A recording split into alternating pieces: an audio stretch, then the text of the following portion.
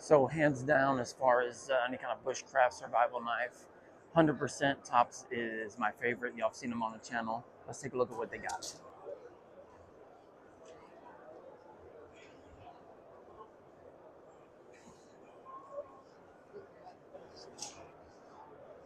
So one knife I'm a huge fan of is a kukri. If you're busting weeds, anything like that, I've got a full size, but it's really hard to beat that blade angle on the kukri. These are awesome. So to have a small one that's very, very cool.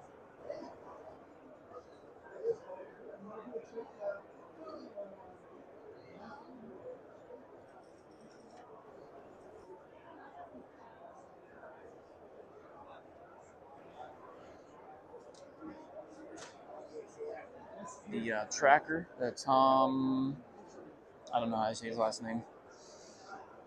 But these definitely have some weight. If you're doing any kind of chopping and you need something like that, that is very cool.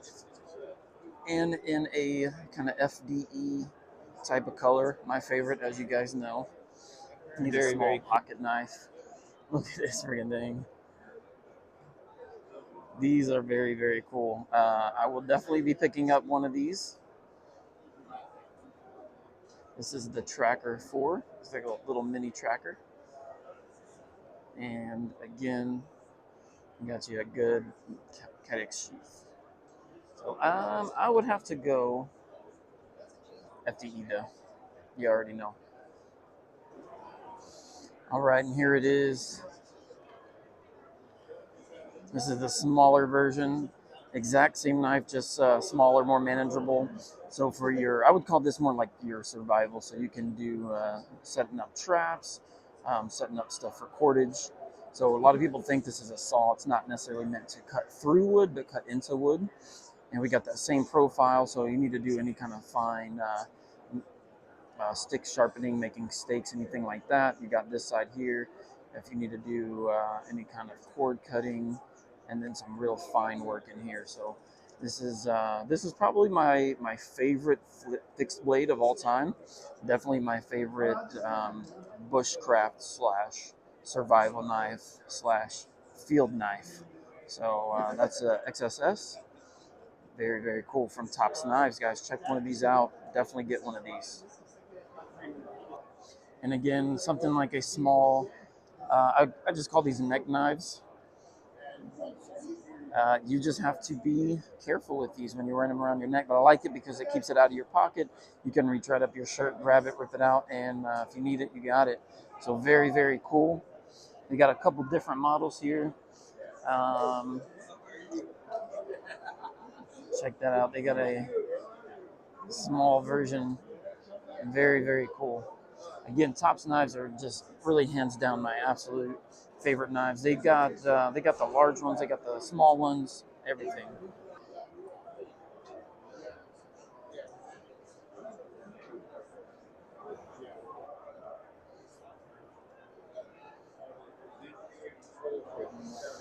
Again, we got a couple more smaller knives, the neck knife.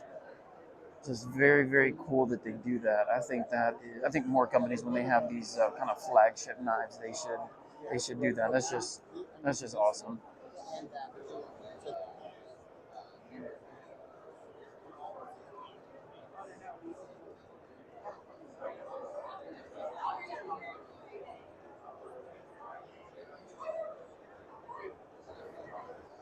I'm gonna try to do this one-handed.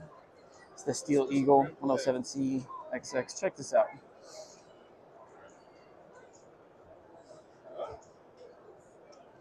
It's got a smaller version of the same knife in there. Very, very cool. That way, if you're needing to do some small cutting, you can actually save your blade on this a little bit. Very cool idea.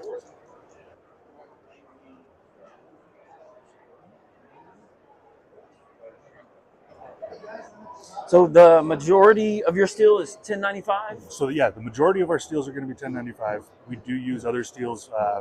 We'll use 154 cm, N690. We have some folding knives that use LMAX or M390, S35VN, which is really popular with our kitchen knives. So as far as like the mainstay is definitely going to be 1095, but we depending on the application when we design the knife, we'll kind of determine if we're going to step away from 1095 and go to more of a stainless.